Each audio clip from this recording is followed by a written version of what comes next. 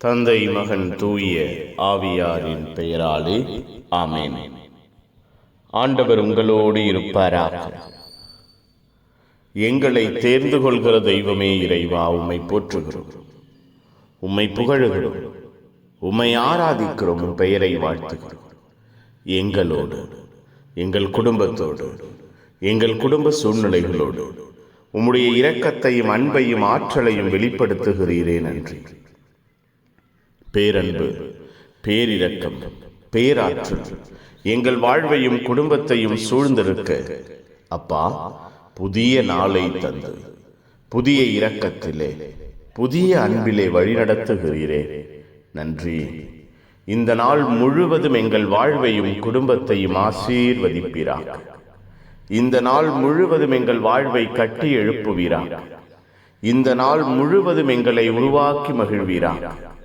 இந்த நாள் முழுவதும் எங்களை உம்முடைய அன்பிலே நிலைத்திருக்க செய்வீராக.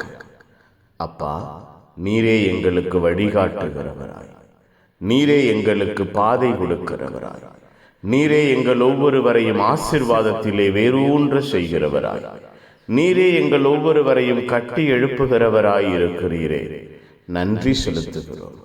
அப்பா, இந்த நாளை ஆசீர்வதிப்பீராக.